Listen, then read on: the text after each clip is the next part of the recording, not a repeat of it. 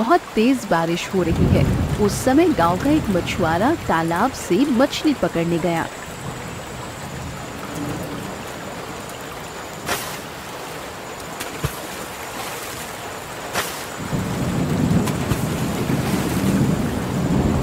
काफी देर से इंतजार कर रहा हूँ। इधर तो कोई मछली मिल ही नहीं रही। उधर तूफान भी बढ़ता जा रहा है। चलो तालाब के उस पार जाकर देखूं, शायद वहाँ नीचे कुछ मछलियाँ मिल जाएं।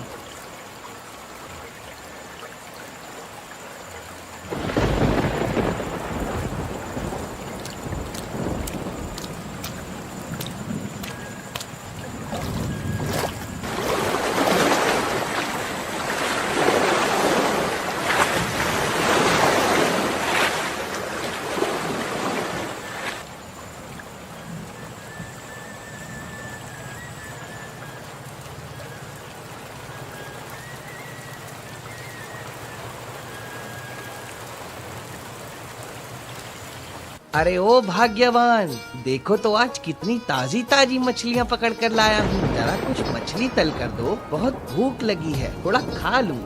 अरे इतनी संध्या बेला में कौन मछली बनाएगा? उबले आलू और गरम चावल खा लो, वही ठीक रहेगा, समझे? अरे भाग्यवान, ये सब कहने से क्या होगा? इतना सुनहरा बारिश और तूफान वाला मौसम, ऊपर से खुद के हाथ की ताजा मछली और तुम्हारे हाथ की जबरदस्त जादू, इनके बिना क्या मजा आएगा बताओ?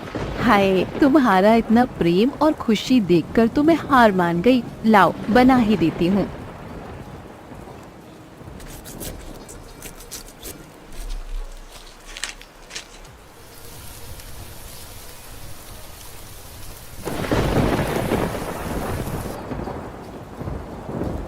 अरे भाग्यवान, तुम्हारे हाथ की बनी मछली से इतनी प्यारी खुशबू आ रही है। लगता है खाने से पहले ही मैं इस खुशबू में खो जाऊंगा। तुम्हारे खाने बनाने की कोई बराबरी नहीं कर सकता, समझी भाग्यवान? तुम तो इनमें ही मगन हो और मैं तो चिंता में मरी जा रही हूँ। बाहर मौसम कितना खराब है, कल मछली पकड़ने कैसे जाओगे? अगर मछली नहीं मिली तो घर कैसे चलेगा? अरे धत, तुम हमेशा इतनी ज्यादा चिंता क्यों करती हो? इस सुंदर मौसम का मजा लो, समझी? चाहे जितना तूफान आए, इस बाबूलाल मछुआरे को मछली पकड़ने से कोई नहीं रोक सकता।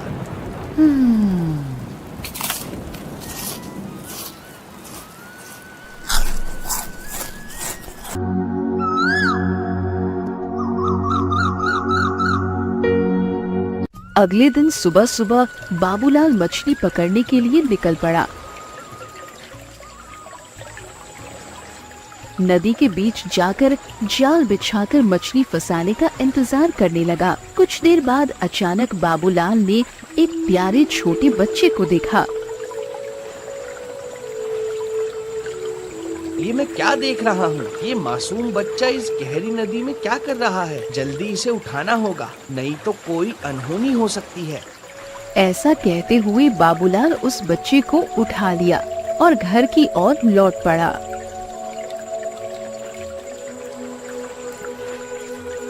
अरे ये क्या, मछली पकड़कर नहीं लाए? और ये किसके बच्चे को ले आए हो? मैं मछली पकड़ने गया था, तभी अचानक देखा नदी के पानी में ये नन्हा बच्चा टूटी फूटी हालत में बहता चला आ रहा है। मुझे बहुत दया आई, इसलिए तुरंत घर ले आया। पता नहीं किस अभागे का बच्चा है ये। क्या कह रहे हो? जिस नदी में मछली पकड़ने गए थे, ये प्यारा बच्चा उसी नदी में बहता आया क्या? हाँ भाग्यवान, ऐसा ही हुआ। इस दुनिया में और क्या क्या देखना पड़ेगा, कौन जाने। खैर, जब तक इस बच्चे के असली माँ बाप का पता न चले, ये हमारे पास ही रहेगा। ठीक है भाग्यवान, तुम्हें कोई आपत्ति तो नहीं है ना? नहीं नहीं, मुझे कोई आपत्ति नहीं है। मैं तो कहूँगी भगवान ने खुद इसे हमारे पास भेजा है। तुम तो जानते हो मैं कभी माँ नहीं बन सकी। महाराज, राजकुमारी अब हमारे बीच नहीं है, हमने उसे खो दिया। रानी अम्रपाली, ये तुम क्या कर रही हो? क्या हुआ है? मुझे साफ साफ बताओ। महाराज, जब राजकुमारी को साधु बाबा के पास ले जाया गया था तब उन्होंने कहा था कि हमारी बेटी पर बुरी नजर है, इसीलिए उसे नदी में स्नान कराना होगा ताकि वह बुरी नजर से बच सके। लेकिन स्नान कराते समय वो हमारे हाथ से फिसल गई। महारानी, हमने अपनी राजकुमारी को इस तरह खो दिया। कितनी मिन्नतों के बाद वो हमें मिली थी। मालती मेरी बेटी। इधर मछुआरा और उसकी पत्नी मालती को बड़े प्यार और स्नेह से पालने लगे।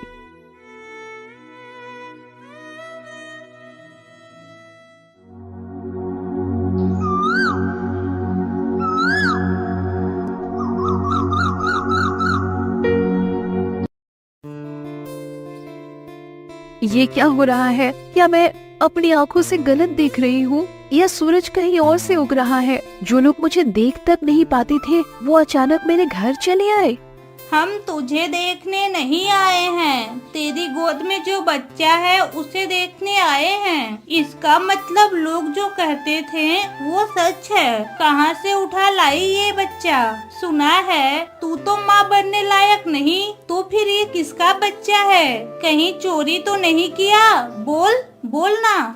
जरा मुंह संभाल कर बात करो। सुबह सुबह दिमाग मत खराब करो। तुम्हारी और मेरी पुरानी दुश्मनी मेरे संतान पर मत निकालो, समझी? जो बोलना है बाहर जाकर बोलो। यहाँ से जल्दी निकलो। देखो देखो इसके तेवर। सच बात कहने पर घर से भगा दोगी क्या? हमेशा से रूपा तो ठीक ही कह रही है, तू तो बोझ है। तेरे घर में बच्चा आया कैसे?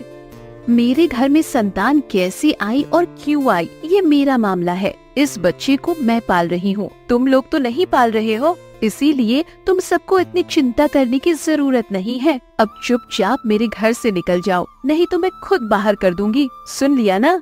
अरे वाह, तेरे मुंह की धार तो पहले जैसी तेज है। कोई बात नहीं, हम भी तेज छुरी लेकर आए हैं। सुनो सुनो गांव वालों, सुनो, राजा की इकलौती बेटी खो गई है। अगर किसी को उसके बारे में कुछ खबर हो तो वो राजमहल आकर बताएं। इसके बदले महाराज उसको बहुत सारे उपहार देंगे।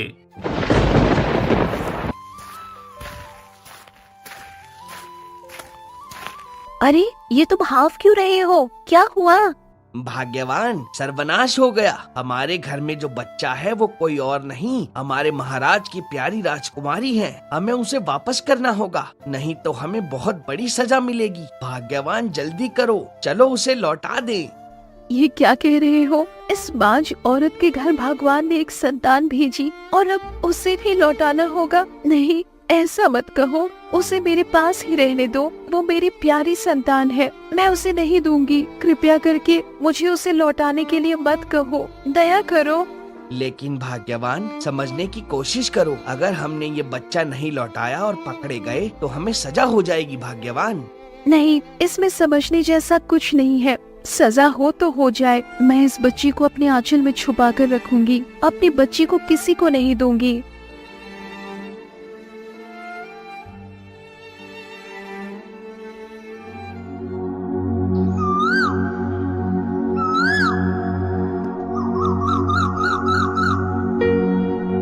देखते देखते राजकुमारी छोटी से 7 साल की हो जाती है। वो बहुत सुंदर और शरारती स्वभाव की थी। मिष्टी बेटी, अब तो पेड़ से नीचे उतरो, बहुत देर हो गई। तुझे नहला धुलाकर खाना खिला दूं। आजा बेटी, उतर जा अब। नहीं माँ, आज मैं नहीं उतरूंगी। तुम मुझे रोज खाना खिला के सुला देती हो, कभी मेरी सहेलियों के साथ खेलने नहीं देती। आज मैं भूलकर भी नीचे नहीं उतरूंगी। बस मैंने बोल दिया, आप जाओ, मैं अभी खेलूंगी। अच्छा ठीक है, मैं वादा करती हूँ, आज तुझे खाना खिलाकर नहीं सुलाऊंगी, खेलने जाने दूंगी। अब तो उतर जा बेटी। ले बेटी, जल्दी खा ले, सभी खाना ठंडा हो रहा है। ओहो माँ, आज भी वही चावल और सब्जी। ये सब मुझे अच्छा नहीं लगता है माँ।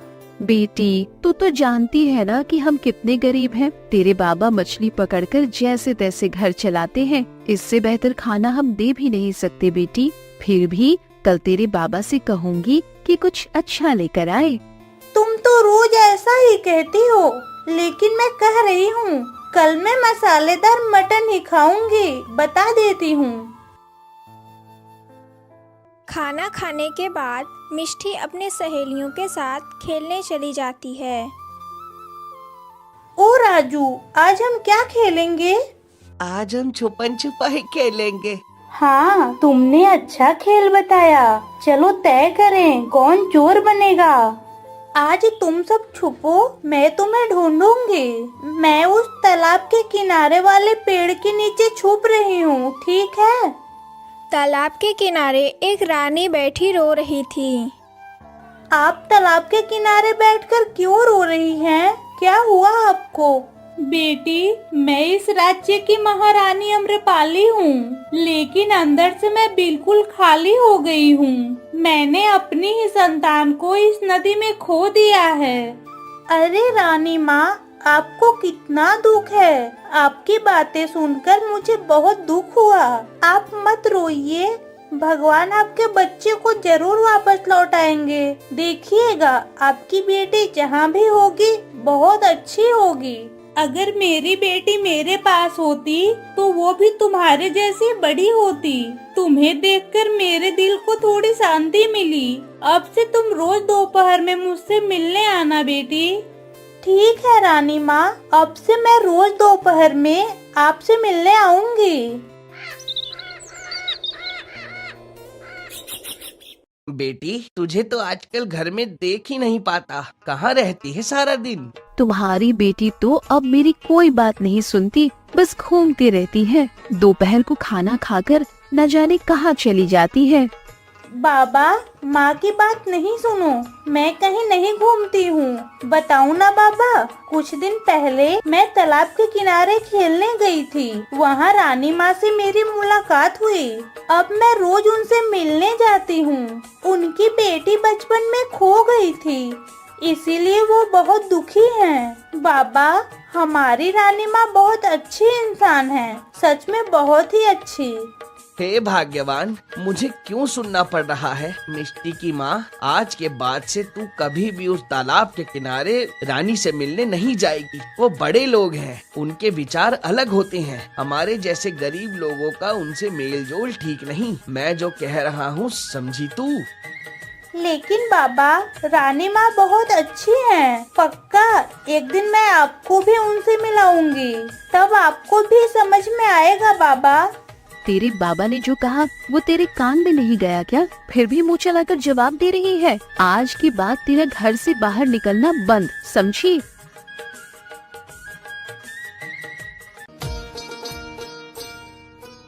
रानी अम्रपाली, प्रजाजनों से सुन रहा हूँ कि तुम अब भी रोज उस नदी के किनारे बैठी रहती हो जहाँ हमारी बेटी खो गई। इस तरह बैठे रहने से क्या वो लौट आएगी रानी? महाराज, माँ का दिल बहुत बेचैन होता है। हर समय अपनी संतान के लिए रोती रहती हूँ। उस नदी के पास बैठकर ऐसा लगता है जैसे मेरी बेटी का चेहरा देख रही हूँ। लेकिन महाराज, हाल ही में वहाँ मैंने एक मछुआरे की बच्ची को देखा। उसकी आंखों में एक अजीब सा अपनापन है। उसकी सूरत इतनी मनमोहक कि जब मैं उसे देखती हूँ लगता है मैं अपनी मालती को देख रही हूँ। जब वो मुझे पुकारती है तो लगता है मेरी मालती ही मुझे पुकार रही है। ये क्या कह रही हो महारानी? पहले तो कभी ऐसा नहीं बोला आपने। एक काम करो, आज ही उस बच्ची को हमारे राज दरबार में ले आओ। मैं भी अपनी आंखों से उसे देखना चाहता हूँ। आप बिल्कुल ठीक कह रहे हैं महाराज, आज ही मैं उसे लेकर आऊंगी। ये क्या, वो बच्ची आज अब तक क्यों नहीं आई? इतनी देर तो कभी नहीं करती थी। कहीं उसे कोई परेशानी तो नहीं हुई? नहीं नहीं, मेरा मन बहुत घबरा रहा है। मुझे तुरंत राज दरबार जाकर महाराज को सब बताना होगा। माँ, ओ माँ, आज के बाद मुझे रानी माँ से मिलने मत भेजना। आज से मैं कभी भी रानी माँ से मिलने नहीं जाऊंगी। मैं कसम खाती हूँ। माँ, बस एक बार बाहर जाने दो मुझे। मिष्टी, मैं तो कब से कह रही हूँ तुम्हें उस रानी माँ से मिलने नहीं जाना है, फिर भी तुम बार बार क्यों जिद कर रही हो? क्या रानी माँ तुझे मुझसे भी ज्यादा अपनों जैसी लगने लगी। नहीं माँ, मैंने रानी माँ को वादा किया था कि मैं रोज उनसे मिलने जाऊंगी। अचानक मना कर दूंगी तो मैं वचन भंग कर दूंगी माँ। और तुमने ही तो सिखाया था कि वचन तोड़ना ठीक नहीं है। बस अगर इसके बाद एक बार भी वहाँ जाने की जिद करेगी तो मेरे और अपने बाबा का मरा हुआ चेहरा देखेगी, समझी? नहीं माँ, ऐसा मत कहो। इस दुनिया में आप दोनों से ज्यादा मेरा कोई अपना नहीं। मैं कहीं नहीं जाऊंगी।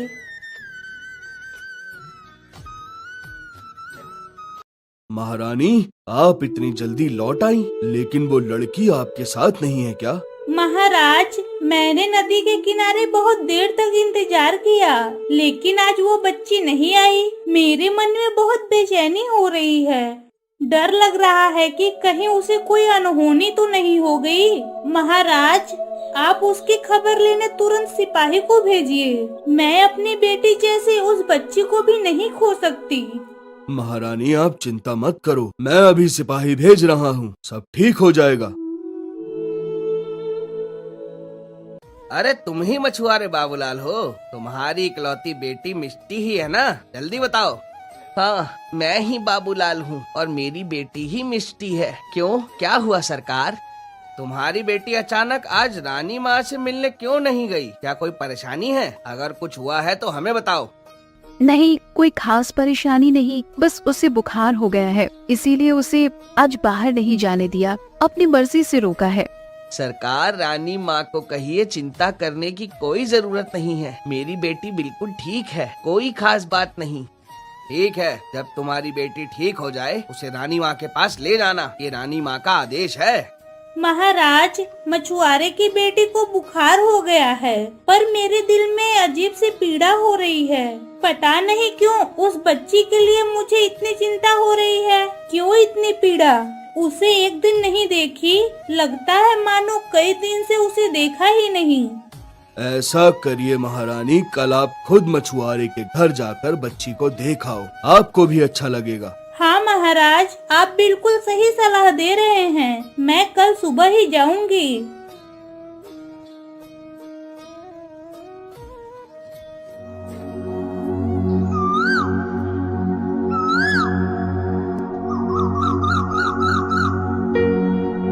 राजा के लोग खोजते खोजते हमारे घर तक पहुंच गए हैं। भाग्यवान, जल्दी करो, इससे पहले कि हम पकड़ में आ जाएं, हमें खुद ही उस बच्ची को वापस कर देना चाहिए, नहीं तो बहुत बड़ी मुसीबत सामने है। तुम समझ रही हो ना भाग्यवान, मैं क्या कह रहा हूँ? और फिर दूसरों के संतान को इस तरह छुपा कर रखना हमारे लिए ठीक नहीं। उसकी माँ बहुत दुखी हो रही है। मैं आपसे विनती करती हूँ, आप मिष्टी को मुझसे दूर ले जाने की बात मत कहो। उसे पाकर मैं अपने सारे दुख भूल गई थी। अगर उसे वापस दे दूं तो फिर उसी दुख के समुद्र में डूब जाऊंगी। मिष्टी को मैंने अपनी जान से भी ज्यादा प्यार किया है, उसके बिना मैं जी नहीं पाऊंगी। दूसरी ओर रानी महारानी मिष्टी को देखने मछुआरे के घर पहुंचती है। रानी को देखकर मछुआरे की पत्नी चकित हो जाती है।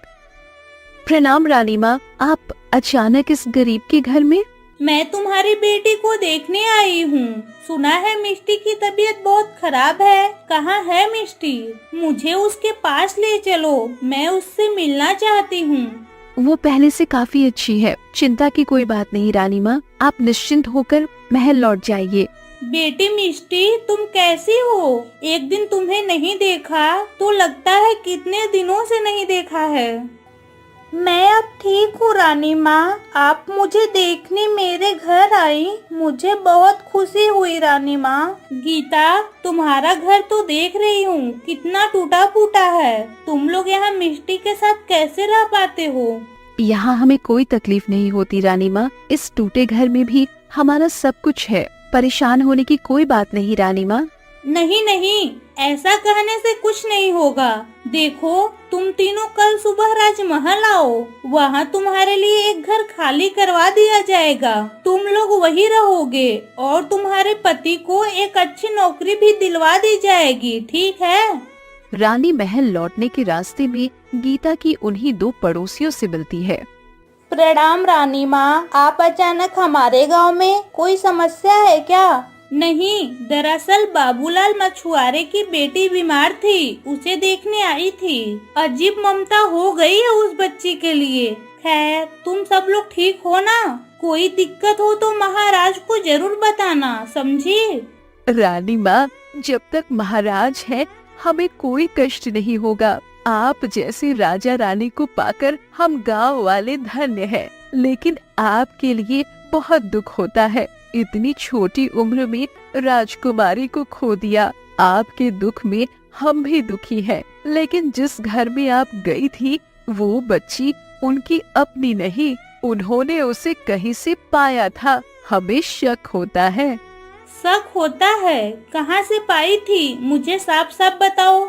वो मछुआरा कई साल पहले नदी में मछली पकड़ते हुए इस बच्ची को पाया था।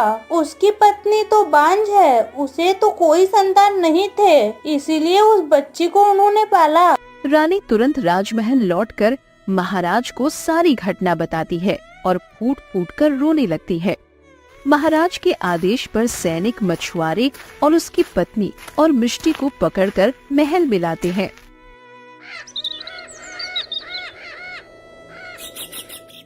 बेटी मालती, तू मिष्टी नहीं, तू मेरी खोई हुई राजकुमारी है। जिनके साथ तू खड़ी है वो अपराधी हैं। उन्होंने तुझे इतने साल हमसे छुपा कर रखा। आ मेरी बच्ची, आ मेरी गोद में, आजा। लालची मछुआरे, तुझे तो मैं कठोर सजा दूंगा। इतने साल तक दूसरों की बेटी को अपना बताकर रखा। बेटी मालती, आ मेरी बच्ची, हमारे पास आ। नहीं नहीं, मैं आपकी बात पर विश्वास नहीं करती। मैं अपने माँ बाबा से बहुत प्यार करती हूँ। मैंने देखा है उन्होंने मुझे कितनी मुसीबतों से पाला है। मैं आपकी बेटी नहीं हूँ, मैं आपके पास नहीं आऊंगी। हाँ बेटी मिष्टी, तू हमें इतना प्यार करती है, लेकिन हम तेरे प्यार के लायक नहीं है। महाराज और महारानी सच कह रहे हैं, वो तेरे असली माता पिता हैं। हम तो कुछ नहीं, हम तो एक अपराधी है। मैंने सिर्फ ममता की लालच में ऐसा किया, मुझे माफ कर देना बेटी। सैनिक, इन दोनों को जेल में डाल दो। महाराज के आदेश पर मछुआरे और उसकी पत्नी को जेल में डाल दिया गया। दूसरी ओर राजा और रानी को उनकी खोई हुई बेटी मिलने की खुशी होती है।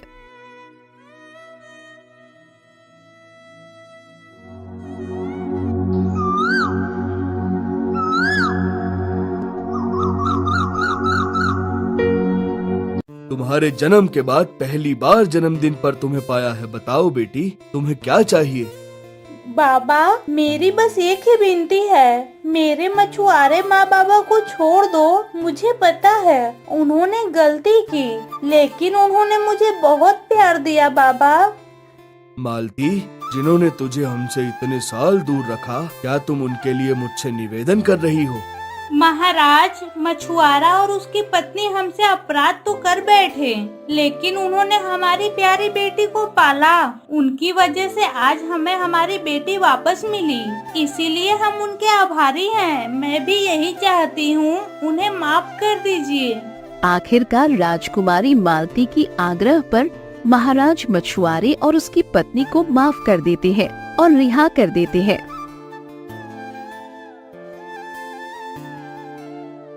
रानी माँ, मुझ जैसी अपराधिन आपके सामने मुंह दिखाने के लायक नहीं, फिर भी आपसे कहती हूँ, मुझे माफ कर दीजिए। मैं लोभी थी, माँ बनने के लोभ में ये कर बैठी। मैं वादा करती हूँ इस गांव से दूर चली जाऊंगी, कभी मालती के साए तक नहीं पड़ने दूंगी।